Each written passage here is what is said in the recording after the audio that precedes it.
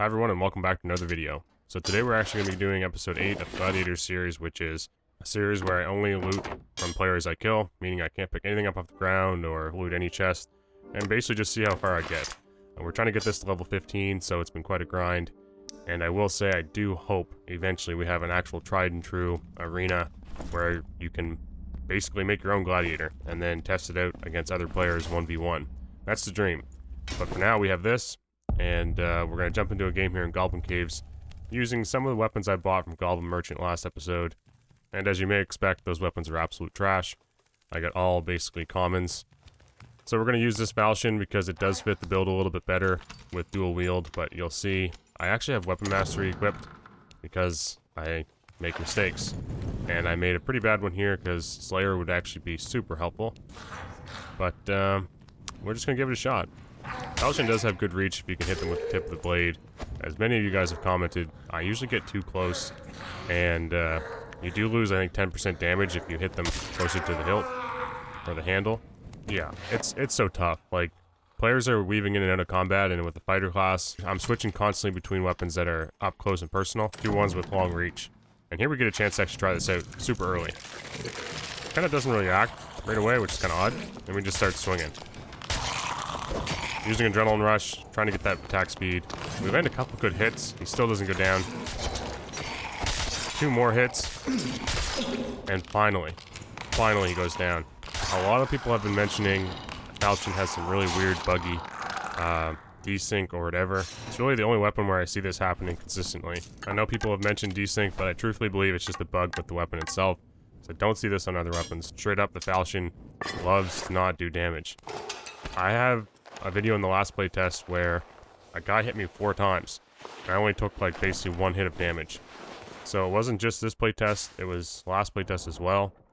And I honestly, truly believe it's something to do with like hitboxes just not being proper on the weapon. So I do really hope that gets fixed or addressed because, I mean, we just took a ton of damage, like needless damage. Seriously, those first 2 swings probably should have almost been enough. Headshots against a ranger who has something like 90 HP. Seriously should have been almost dead. Luckily enough, they did add the heal mechanic where I can get some of that HP back. Because without that, I would be absolutely toast here. And after the last couple episodes, I would love to have a successful run. So we're going to skip through some of this healing and move along. Which, really, it's not very often you get early action in that part of the map. And I'm hearing more guys right outside of this room too. So this could be one of those runs where we just run into players constantly.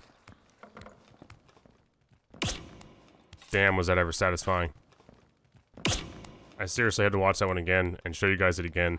I see why so many people just love Ranger. And with all that excitement, we take a spear to the side of the face, just not paying attention. But I will say, the creak of the bow, like the silent arrow in the dark, man, that felt cool. Something I didn't get to experience nearly as much because I did a lot of this testing where I didn't really get a bow very often. And on my fighter class, I usually prefer to run crossbow. But there's something just aesthetically and super pleasing about a recurve or a longbow. Luckily enough, Weapon Mastery actually turned out to be a pretty huge win. We're going to clear up these mobs. Fortunately enough, we actually have a weapon we're comfortable using, so getting our spacing shouldn't be too difficult. We'll see what this guy has for us. Got some pots at least, which is very nice. Probably the most difficult thing for us to deal with is just healing. I'm not sure what he was doing down here. I heard him breaking some pots and stuff, or breaking some barrels, so he must have just been going on like a full loot run. Generally speaking, no one ever goes to this bottom platform.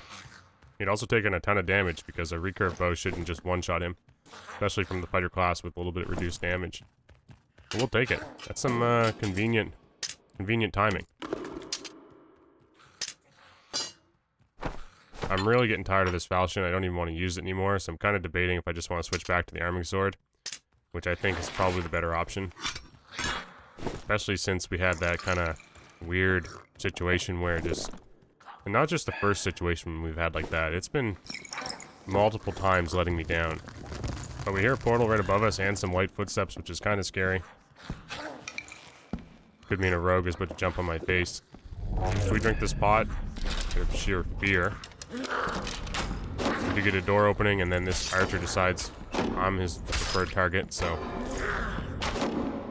Luckily, he's in actually a pretty nice spot to try to deal with. We're gonna move up higher since we have the bow. Might as well get some distance from these guys. I did hear a portal and it happens to be perfectly placed for us. I seriously can't remember the last time I just was able to get 2 kills, loot some gear, and escape.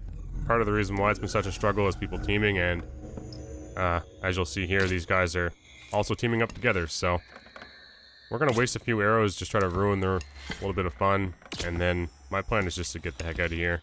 After seeing these guys team, my plan is just to try to ruin their fun as much as possible. We get a cleric at the bottom, so we dome him in the head, just for good measure. I kind of start to feel a little bad for him as well, because he'll be fighting these guys up top eventually, without much help.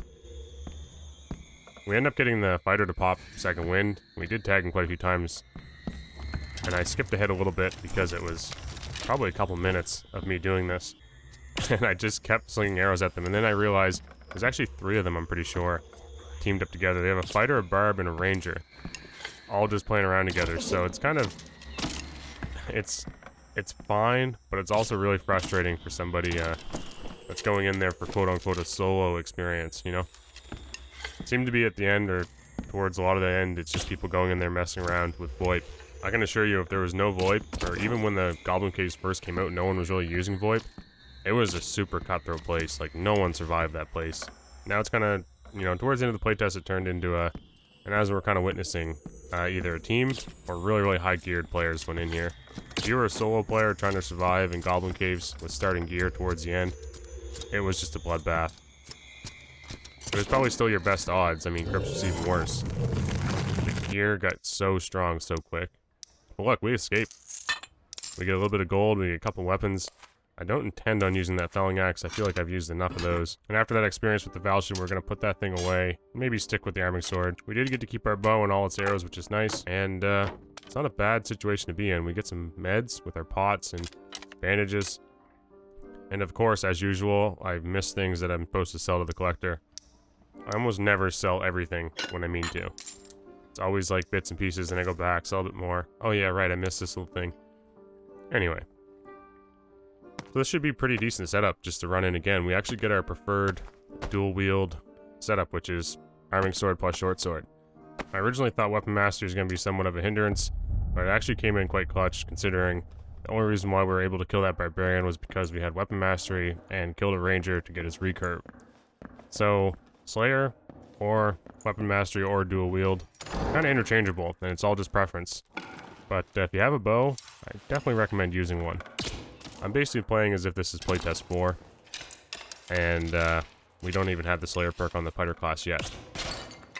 Having the bow is quite handy. Clearing out skeleton pots is quite a breeze, and then having the short sword to just smash them on top of the head is so much nicer than swinging a spear or a felling axe at these little guys. Take my arrows back, and then we'll just see where this one goes. I've had a hard time stringing together successful wins in this series for quite a while. But, I have a good feeling about this one. We have the weapons we like, and it just, sometimes you just get lucky.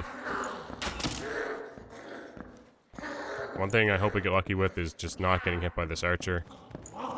They are just so tough to avoid. We're just going to back off. See if we can find maybe a better way around. I know we can go straight through here. It takes you into the upper rooms, which is kind of handy. And we can avoid all the archers in the Hell Shrine room. It's nice having the attack speed, but I honestly think I'd prefer the attack damage. It's kind of a toss-up. I've asked you guys this question before. You know, Slayer versus dual wield, what are you taking first? I think the obvious choice is probably Slayer just for the damage. Especially if you're running Adrenaline Rush, you can pop that attack speed when you seriously need it. We see that door is open, and someone usually spawns somewhat close over there, so I'm kind of wondering if the player's going to spring out.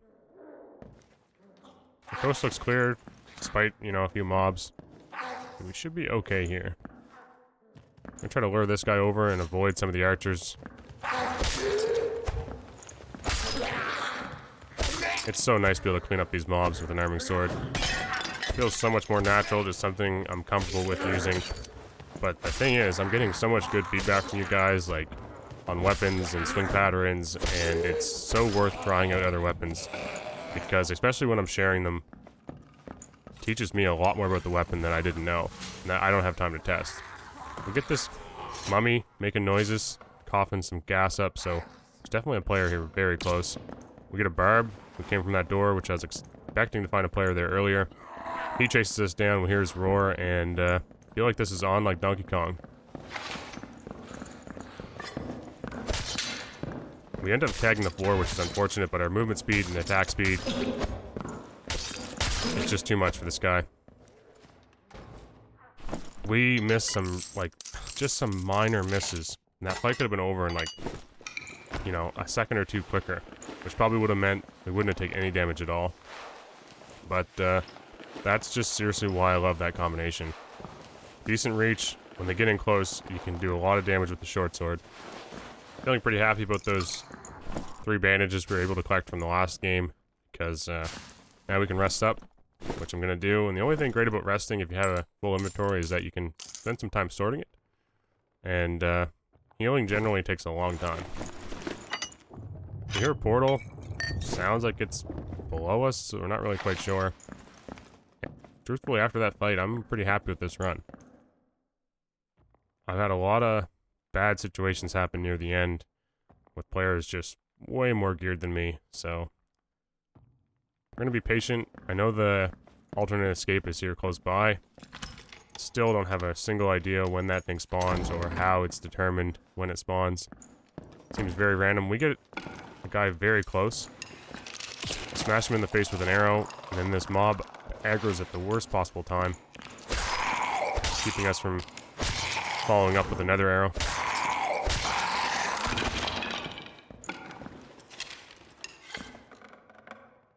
I think this guy's scared off, because that would have done quite a little chunk of damage.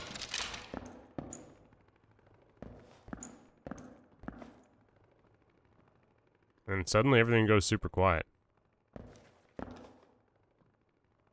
It's amazing the sounds in this game. Like, from one moment to the next, you could be just overwhelmed with stuff happening. Footsteps above and below, you know, players close by, mobs spawning. Mobs are super loud, so you can't hear anything behind you. The spider ends up sprinting around the corner. We hear his steps. We just miss an arrow. Now he's back to where we first found him. And that other mob aggro's just inopportune time. We hear that portal and we're convinced it's over by him. Sounded like it spawned perfectly in his direction, and now we're dealing with this mob. There are floor traps here too, so I kind of have to be careful. And of course, just too slow. I probably could have sprinted past that skeleton, then it would have been in a situation where it was a 1v1 with a mob aggroed on my back. Probably not very helpful. So it ends up taking a long time. We check on the gate, it isn't open, and then somehow, by just sheer luck, it ends up opening for us. I was really worried there that I wasn't going to find anything, which has happened in the past and will probably happen in the future. As we'll see, with this poor fellow here, who end up killing, you know, 2 or 3 players. There's some nice stuff, some blue gear. He is in a situation where he's just not going to get a portal. Fighting death beetles, he ends up getting hit by a death beetle. Ouch. Look at that HP bar. Such a sad moment. Like, he's probably so excited for himself. He got 2 kills. Took in some of his gear, paid for all this stuff, brought in, likely, not enough meds. And is just getting absolutely cornered by these death beetles, so sad day for him. But a great day for us. We actually had 2 successful runs. We picked up 3 more kills, so our death total, not our death total, I always want to say death total. Our kill total is at 19, which is pretty nice. We're basically running on par with most fighter classes, I think. As the data from last playtest showed, they had like a 2.0 kill death. And that's without meds, without gear, and what everyone thinks is the best perk, Second Wind. Next episode, we take a 1v1 versus a halberd. Pretty inopportune situation to be in. But today, we'll kind of reap the rewards, and I'll see you guys next time. Thank you all so much for tuning into this series. It's been super fun for me. And I'll keep doing what I can to bring you guys content right up until early access.